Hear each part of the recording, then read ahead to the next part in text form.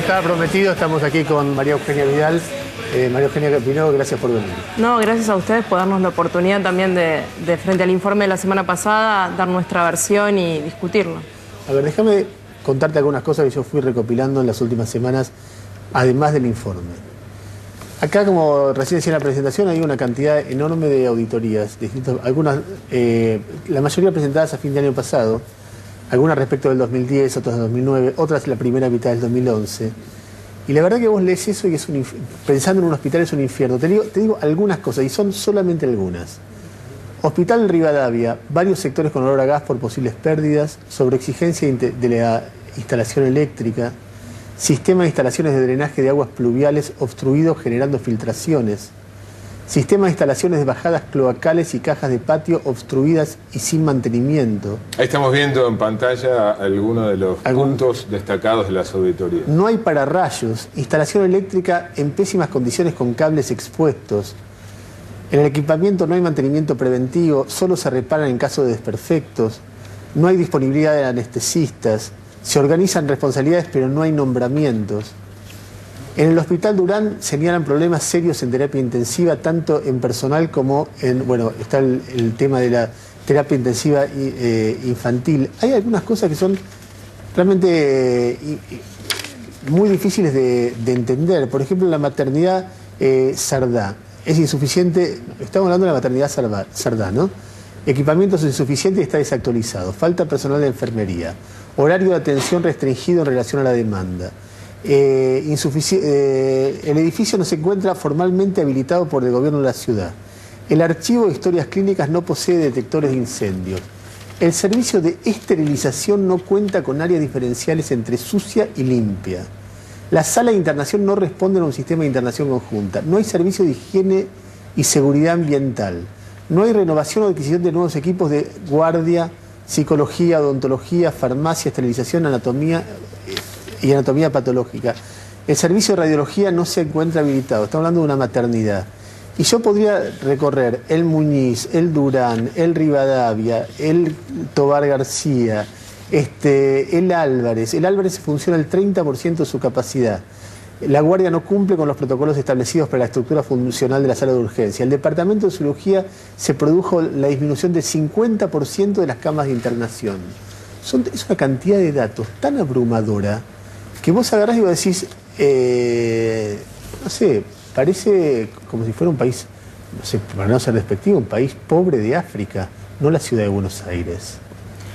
Bueno, en primer lugar quiero aclarar para la gente que vio el informe que todos los directores que salen hablando en el informe son personas con más de 40 años en el sistema público de salud, no son funcionarios políticos, son personas del sistema de salud que obviamente quisieron participar del informe para mostrar también las cosas que hemos hecho. En relación a tu comentario de las auditorías, primero es importante que aclaraste que las auditorías en general son de años y ese es un problema, el sistema de auditorías de la ciudad se hacen con retraso, con lo cual... No digo que en todos los casos, pero seguramente en muchos casos hay cosas que a partir de las auditorías ya fueron corregidas y te voy a pedir que me des ese informe y voy a relevar yo esas auditorías para también darle a la producción una respuesta punto por punto, porque en este bloque no vamos a poder responder a todo. Sí, igual te digo, son auditorías que te llegan a vos como vicejefa de gobierno, porque la auditoría pertenece Sí, me llegan de todo el gobierno, todas no las leo, la verdad, digamos. Ajá. Pero en principio se pueden responder punto por punto y me parece que vale la pena hacerlo. Pero más allá de eso, todo el sistema de salud de la ciudad está compuesto por edificios que tienen un promedio de 100 años. Yo decía antes fuera del aire, son 850.000 metros cuadrados para mantener, después de muchas décadas donde no se hizo nada, y por supuesto que en muchos casos tienen problemas. Cuando uno recorre los hospitales, más allá de los que dicen la auditoría en el papel, y yo desde que asumí fue recorriendo muchos hospitales de la ciudad, sobre todo muchos de los que aparecían en el informe de la semana pasada, uno se encuentra con situaciones que hay que corregir y también se encuentra con muchas obras que el gobierno de la ciudad ha hecho y no siempre se muestran. La verdad es que el presupuesto de salud, que es donde uno primero va a mirar cuando uno se pregunta ¿a este gobierno le importa o no le importa tal tema? Lo primero que va a ver es cuánto presupuesto le asigna, cuántos recursos le asigna. El presupuesto de salud es el segundo presupuesto de la ciudad, es el 20% del total después de educación y en relación al de la provincia de Buenos Aires es el 20% y la provincia el 7%. Cada día, la mitad de los pacientes que atiende la ciudad de Buenos Aires se toman trenes, colectivos, vienen del interior del país, vienen de otros países a elegir el sistema de salud público de la ciudad. Y uno pensaría, bueno, porque los hospitales de la ciudad tienen alta complejidad. Es cierto, pero también se vienen a atender por gripes, también vienen a atender partos. La Cerdá no solamente atiende los partos de la ciudad, atiende partos de toda la provincia de Buenos Aires, y todo se sostiene con recursos de la ciudad. Todo este andamiaje de 33 hospitales, más de 40 centros de salud, se sostiene con recursos propios. Entonces, ¿que hay cosas para mejorar? Por supuesto que hay cosas para mejorar, pero también se ha hecho muchísimo. Bueno, cuando vimos el informe que ustedes enviaron, ¿no? Lo que llamamos la versión oficial, te lo digo francamente, parecía un spot publicitario de Fútbol para Todos. No, la verdad que no es un spot publicitario, es la realidad que uno mira. También está la otra, por supuesto están los problemas, pero también está esta realidad y es todo lo que se ha invertido. Este sistema de salud es en el que la gestión de Macri pudo enfrentar con éxito la gripe A. Es el mismo sistema de salud donde el sistema de emergencias incorporó tecnología, incorporó ambulancias, el SAME tiene nuevo edificio, y eso hizo que en la tragedia de 11, 700 heridos se evacuaran en 3 horas. En 3 horas, yo solamente pido que comparen cómo se comportó el SAME en la tragedia de Cromañón. Entonces digo, hubo una mejora. Es el mismo sistema de salud que enfrenta el dengue todos los años. Entonces digo, ese sistema, que por supuesto tiene médicos de los que nos sentimos orgullosos, también necesita equipamiento, insumos, obras que sostienen esta respuesta, ¿no? La descripción del Hospital Rivadavia, decís, los sistemas de instalación de bajadas cloacales y cajas de patio están obstruidos y sin mantenimiento. Los sistemas de instalaciones de drenaje de aguas pluviales están obstruidos, generando filtraciones. O ves que en la maternidad Cerdá lo que les objetan es que no está separado como corresponde, el sistema de esterilización no cuenta con áreas diferenciales entre sucia y limpia. Ahí hay temas de gestión. Esto no es una cuestión de presupuesto, cantidad. Ahí hay gente que después de varios años de haciendo gestión dejó que esto pasara. Cuando vos ves el Hospital Tobar García, por ejemplo, historia increíble, no existe la historia clínica internacional. Estamos hablando de un hospital para chicos con problemas psiquiátricos. No existe la historia clínica de internación, un formulario que indique el tratamiento diario del paciente. No se puede evaluar el cumplimiento del tratamiento. Obras previstas para finalizar en 18 meses llevan 5 años. No se han implementado nuevos dispositivos para facilitar y seguir la externación de los pacientes, que es el proceso siguiente a un pibe que tiene problemas psiquiátricos. No sé, nosotros no tenemos elementos para medir cuánto del vaso vacío y cuánto del vaso lleno. Lo que queda claro es que del vaso vacío hay muchísimo. Yo lo que digo es que para entender la realidad de los hospitales hay que recorrerlos. Yo hace 8 meses que los estoy recorriendo. Y cuando uno va a esa recorrida, va al Hospital Rivadavia y lo ve en obra. Cuando uno va al Tobar García, este mes se inaugura la obra de la que se queja la auditoría en el Tobar García. Además de que más allá de que el seguimiento de la externación de los chicos, y yo lo sé porque estuve en el Ministerio de Desarrollo Social, se hace, y no solo se hace, sino que muchas veces se hace a cuenta de que lo que debería hacer la provincia de Buenos Aires, porque hay chicos de la provincia de Buenos Aires que cuando son dados de alta en el Tobar García y no tienen una familia continente, continúan siendo alojados y siendo asistidos por el gobierno de la ciudad. Entonces, de vuelta, ¿que hay cosas para mejorar? Por supuesto que hay cosas para mejorar. Después de 30 años que no se hizo nada, con hospitales que tienen un promedio de inicio de 100 años, se hizo muy poco. Digamos, acá no hay un gobierno que llegó en diciembre de 2007 y se puso con un martillo a romper los hospitales. Los hospitales tienen un promedio de 100 años y realmente se hizo muy poco. Lo que llama la atención cuando uno ve las auditorías es que transcurrido casi 5 años de la gestión macrista en la ciudad, siguen las deficiencias en cuestiones de urgencia, en las cuestiones elementales. No es que después de 5 años lo más urgente fue subsanado, ya tenemos lo básico y elemental, y a partir de ahí empezamos a sofisticar un poquito más la mejora del sistema de salud. Encontramos en la auditoría fallas en cuestiones muy graves, no muy graves, urgentes es que y básicas. En salud, lamentablemente, las urgencias son la mayoría. Digamos, es difícil cuando uno está hablando de un hospital público decir esto no es urgente, esto sí lo es. Hemos hecho, de vuelta, muchísimo, más de 150 millones de pesos todos los años que se destinan a obra. Me hablaba de la auditoría de mantenimiento preventivo. Es la primera vez que un gobierno empieza a poner a los hospitales en un sistema de mantenimiento preventivo cuando hace las obras para que después no se vuelvan a deteriorar.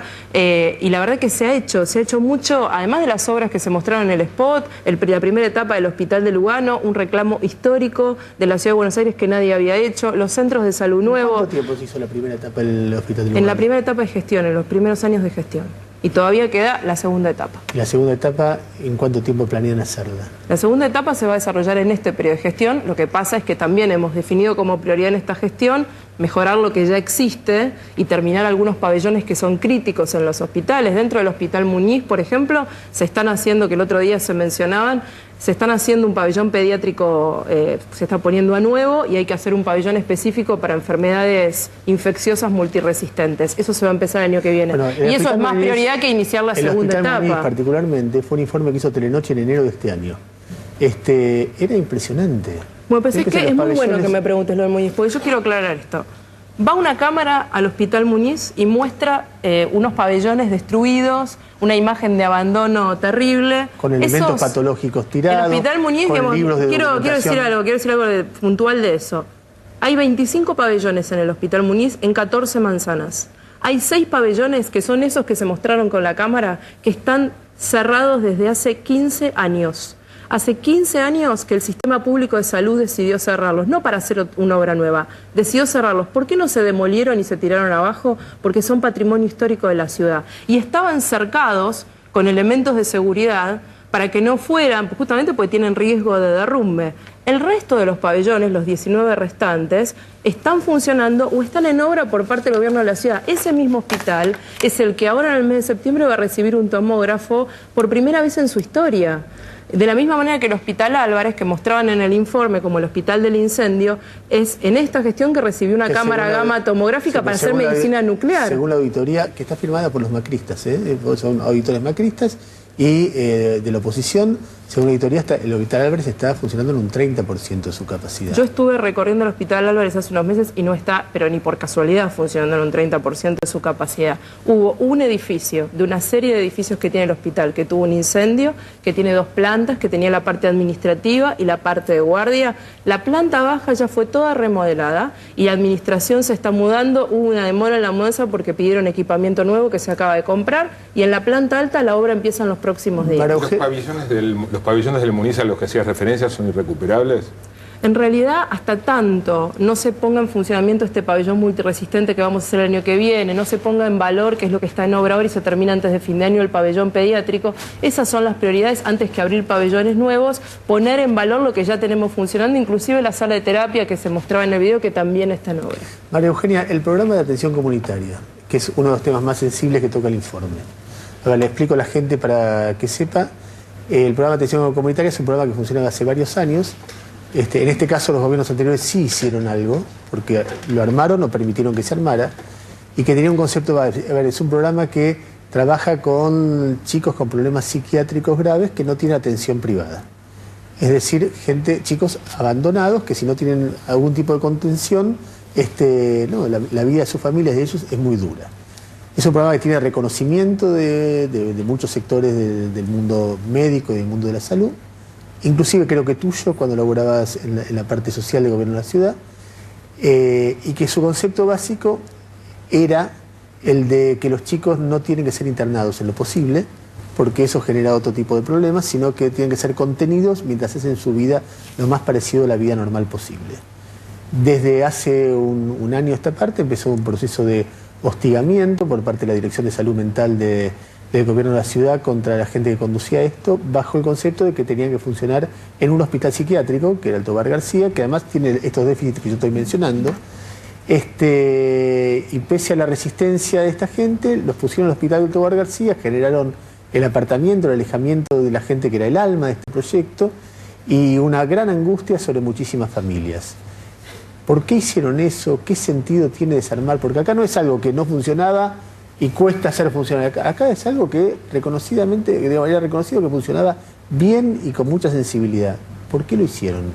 A ver, ese sí, en este caso sí, fue un error de la Dirección de Salud Mental. Yo recibí a la mamá que aparece en el informe en el mes de marzo o abril, se acercó para transmitirme su preocupación por lo que estaba pasando, recibí a las profesionales del programa. No es que el programa se cerró, lo que se tomó la decisión en su momento fue de cambiar la coordinación y también de mudar o de trasladar el programa al Tobar. Cuando yo recibí a la mamá y recibí a los profesionales hace varios meses atrás que me plantearon su preocupación por esto, le pedí al ministro de Salud que diera marcha atrás con esas medidas. Sacó una resolución el ministro de Salud suspendiendo a las nuevas autoridades que había puesto a cargo del programa, puso directamente a cargo a la directora de Salud Mental y yo le pedí, hablé con él, que esta situación se revisara. Están haciendo un informe y esta situación se va a revisar. Más allá de eso, quiero aclarar que los chicos del programa, hoy el programa sigue funcionando, continúa atendiendo a 150 chicos, no se pusieron en funcionamiento nuevas autoridades y además no está funcionando en el Tobar García, está funcionando en el Centro Meguino. Está bien, pero espera, porque a partir de nosotros pusimos eso al aire, la directora de Salud Mental sancionó al director del centro de salud en el que está funcionando ese programa o que estaba funcionando ese programa, porque el chiquito que hablaba decía, o en algún momento daba a entender que no estaba siendo tan bien atendido como antes cuando funcionaba el programa, antes de que empezara este conflicto. ¿Vos estabas al tanto de esta sanción? Yo no estaba al tanto, me enteré ahora fuera del aire antes de empezar el programa. Por supuesto que si esta fue una medida arbitraria va a ser revisada. No vamos a castigar a nadie porque piense distinto y mucho menos a un paciente de salud mental que necesita la asistencia del gobierno de la ciudad. Así como hiciste la autocrítica con el programa de asistencia comunitaria, ¿qué otra autocrítica haces como vicejefa de gobierno de la ciudad referida al sistema de salud? A ver, yo creo que creo que hemos hecho mucho. Creo que este es un sistema enorme de 33 hospitales y más de 40 centros de salud, que le destinamos casi 3.000 millones de pesos por año, que hemos incorporado 1.000 enfermeras, que hemos incorporado más de 3.000 personas al sistema en estos años nombrados. Por supuesto hay un problema con los anestesistas, con los enfermeros en todo el país y que a medida que vamos identificando los problemas los hemos ido resolviendo. Que queda mucho por hacer, desde ya que queda mucho por hacer. Uno siempre quisiera hacer las cosas más rápido, uno siempre quisiera hacer las cosas con más velocidad, pero también es cierto que nosotros en el sistema de salud hemos sido muy cuidadosos y transparentes. Todas estas obras que son millones de pesos, cada uno de estos pabellones con su tecnología de mínima llevan 20 o 25 millones de pesos, son licitaciones grandes que llevan tiempo y uno a veces quisiera hacer las cosas más rápido, pero claramente creo que se ha avanzado mucho en los últimos 4 años y medio. ¿Por qué subió la mortalidad infantil el último año como subió? Bueno, estamos investigando, este es un tema que nos preocupa, realmente nos preocupa mucho. Nosotros alcanzamos en el 2010, con las mismas políticas, la tasa de mortalidad infantil más baja de la historia de la ciudad, que era 6.7, y en el 2011 tuvimos este crecimiento abrupto. Más allá de que le pone casi la más alta. Sacando el 2002, no es la más alta, sacando el 2002. Más allá de que sigue siendo mucho más baja que la del promedio país y que en promedio los 4 años de gestión de Mauricio Macri tienen una mortalidad infantil más baja que las gestiones anteriores. Entonces, más allá de que uno pueda hacer esos números, pero es así. Y lo que pasa es que vos mostrás un promedio en lugar de mostrar de punta a punta. Si vos mostrás hoy de punta a punta la gestión Macri desde que empezó hasta hoy hay más mortalidad infantil. Si no toma el primero y el último año sí, pero bueno, es eso. Pero ¿sabes qué? Más allá de la interpretación de los datos, hay una realidad que es que aumentó del año pasado a este y por supuesto que estamos preocupados. Hay varios datos que nos llaman la atención. En primer lugar, generalmente se asocia el aumento de la mortalidad infantil a situaciones de condición social, de pobreza. Ahora, en este caso, los mayores aumentos se dieron en barrios que no son los más pobres de la ciudad. Belgrano, Núñez, Colegiales, Paternal, Chacarita, no en Lugano, en Pompeya, en Liniers. También se da mucho más el aumento de mortalidad infantil en el sistema privado de salud que en el sistema público. Y además hay un crecimiento muy fuerte de 2 cuestiones. Primero, de las enfermedades congénitas, que son no reducibles, o sea, no son una causa de mortalidad infantil reducible, lo cual nos preocupa. Y segundo, un aumento importante de lo que se llaman, yo no soy médica, pero bueno, me he informado de esto, trastornos del encéfalo, que son o por accidentes domésticos o por accidentes de tránsito, con denuncia judicial en el medio. Con lo cual, lo que hemos decidido es armar un equipo de médicos del Ministerio de Salud y de trabajadores del Ministerio de Desarrollo Social. No son, digamos, más allá de que la tasa ha crecido, son casos abordables y estamos yendo caso por caso a entender lo que pasó, por supuesto para revertir cualquier cuestión que tengamos que revertir, pero lo importante es primero entender qué pasó, porque con las mismas políticas llegamos a una tasa del 6,7 en el 2010 y tuvimos este incremento en el 2011. ¿No hay en todo esto una visión política de como solo el 14% de los habitantes de la ciudad se atienden aquí, como mucha gente que viene de afuera, como electoralmente no... Es así, el 14% de los que se atienden en hospitales públicos en la ciudad son habitantes de la ciudad. No es así, es que no, el 14% de la población de la ciudad se atiende en el sistema público de salud, sí. El 86% no va asociado al sistema privado. El 80%, claro, exactamente. Exactamente. ¿No hay una visión electoralista? Es decir, total, esto influye poco electoralmente. Primero, eso no es lo que se refleja en el presupuesto, ¿no? Que de vuelta, es donde uno refleja donde tiene su voluntad política puesta. Pero además yo creo que realmente esa mirada parte de un prejuicio.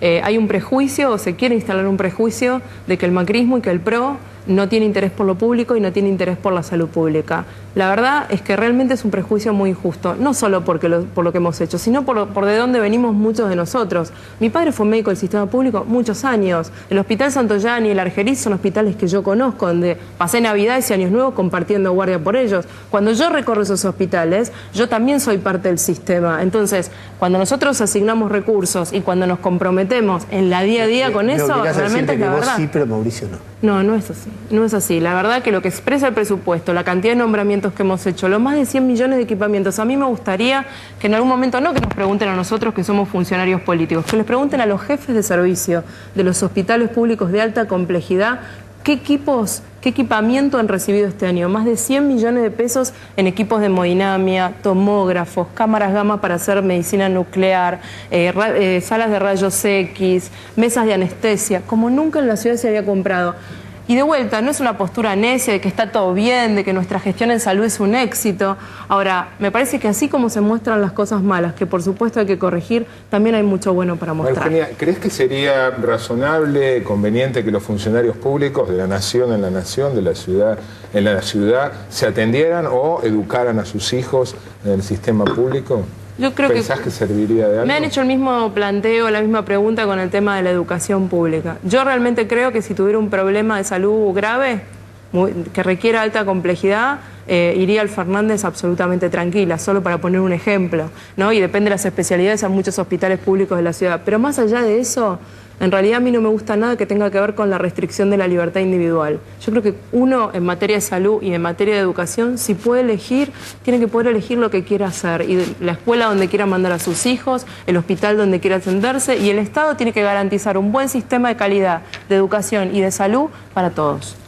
Bueno, Eugenia, gracias por venir. Gracias a ustedes. Ojalá se pudiera debatir esto con la amplitud con que lo hicimos acá, con funcionarios de los gobiernos provinciales, de los gobiernos nacionales, y sería provechoso fundamentalmente para ustedes. Vamos a un corte y cuando volvamos la parte tranquila del programa, con solidaridad, con altruismo, con generosidad, aparezco Scioli. Palabras más, palabras más, palabras menos.